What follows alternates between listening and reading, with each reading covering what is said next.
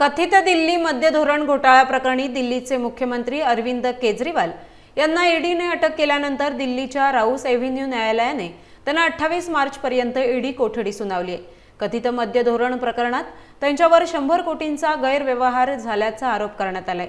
या प्रकरणी सिंधुदुर्ग जिल्ह्यात महाविकास आघाडीतर्फे रस्त्यावर येऊन आंदोलन छेडण्यात येणार असल्याची माहिती आमदार वैभव नाईक, राष्ट्रवादी शरद पवार गटाचे अमित सामंत, आपचे जिल्हाप्रमुख विवेक ताम्हणकर, ठाकरे गटाचे जिल्हाप्रमुख संजय पडते यांनी कुडाळ येथे आयोजित पत्रकार परिषदेत दिली आहे। दिल्लीचे मुख्यमंत्री अरविंद केजरीवाल यांना भाजपच्या केंद्र सरकारने अन्यायकारकरित्या अटक केली। सर्व ठिकाणी महाराष्ट्रात नव्हे संपूर्ण भारतात त्याचे पडसाद उमटले आणि ज्या कायद्यांद्वारे त्यांना अटक केली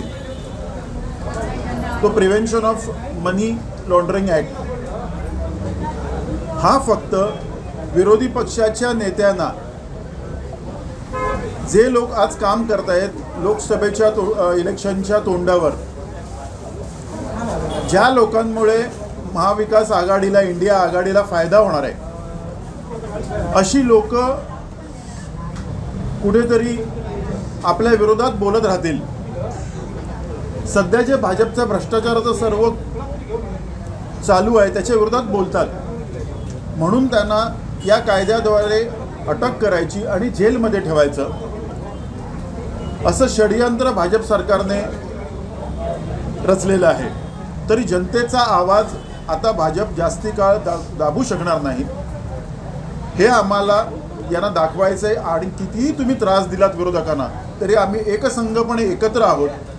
कुठल्याही आमच्या महाविकास आघाडीतल्या, इंडिया आघाडीतल्या पक्षाच्या नेत्याच्या विरोधात जर काही झालं तर आम्ही सर्वजण त्याच्या पाठीशी उभे आहोत, हेच आम्हाला यातून दाखवायचं आहे। आमचे मार्गदर्शक अमितजी सामंत ज्या पद्धतीने म्हणालेत की prevention of money laundering act हा कायदा असा आहे की त्या कायद्याअंतर्गत कोणताही पुरावा ईडी दाखल करायला बंधनकारक नाही।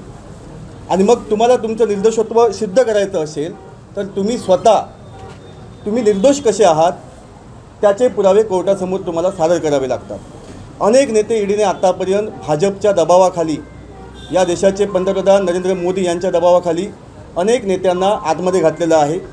मग आम आदमी पक्षाचे मनीष सिसोदिया असतील, खासदार संजय सिंग असतील किंवा अरविंदजी केजरीवाल असतील, ही जी दहशतवादी आणि हुकुमशाही पद्धती आहे त्याला कोकणातला कोणताही कार्यकर्ता, इंडिया आघाडीचा असेल किंवा महाविकास आघाडीचा असेल, तो बदणार नाही। या सगळ्याला येत्या आगामी लोकसभा निवडणुकीत उत्तर तर देईलच।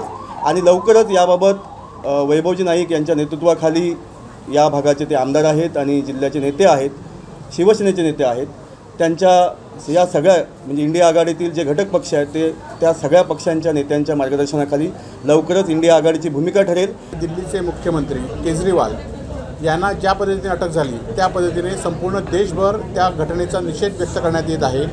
आणि हा निषेध खरं तर आपचे जिल्हाध्यक्ष आणि त्यांच्या सहकाऱ्यांनी कणकवलीमध्ये शांततेच्या मार्गाने केला होता, परंतु त्यांच्यावर जिल्हा प्रशासनाने चुकीच्या पद्धतीने गुन्हे नोंद केलेले आहेत। आणि हा विरोध कुठेतरी रस्त्यावर येऊ नये असं या जिल्हा प्रशासनाचं भाजप सरकारच्या माध्यमातून आणि भाजपच्या महाराष्ट्राच्या गृहमंत्र्यांच्या माध्यमातून आपच्या केजरीवालांना जी अटक झाली त्यांचा कुठेतरी संघर्ष रस्त्यावर येता कामा नये, त्यांचा विरोध रस्त्यावर येता कामा नये म्हणून जी दडपशाही झाली त्या दडपशाहीचा जिल्हा प्रशासनाचा सर्वप्रथम आम्ही सर्वजण निषेध व्यक्त करतो।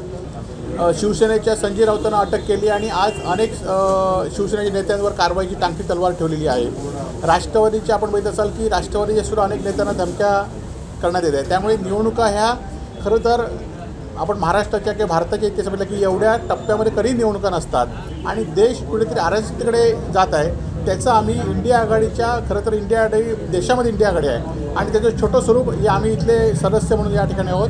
आमच्या पद्धतीने जो विरोध करता येईल तो आम्ही विरोध करू आणि अरविंद केजरीवालच्या अटकेचा आम्ही पूर्णपणे निषेध व्यक्त करतोय। केजरीवालांना जी अटक झाली आहे ह्या भाजप पक्षाचा, केंद्र सरकारचा आम्ही शिवसेना, उद्धव बाळासाहेब ठाकरे आणि इंडिया आघाडी हा निषेध करत आहोत। आणि भविष्यात या जिल्ह्यामध्ये आमदार वैभव नाईक, खासदार विनायक राऊत यांच्या माध्यमातून एक आंदोलन छेडलं जातं की जेणेकरून त्रास देण्याचं काम भाजप करते आहे। ह्याला जनता धडा शिकवल्याशिवाय राहणार नाही, कारण लोकसभेची निवडणूक जवळ आलेली आहे। मला निश्चित खात्री आहे की थोड्या दिवसातच हे जे महाराष्ट्र देशात जे भाजपचं सरकार आहे हे जाणार आहे अशा प्रकारचं संपूर्ण देशात वातावरण झालेलं आहे.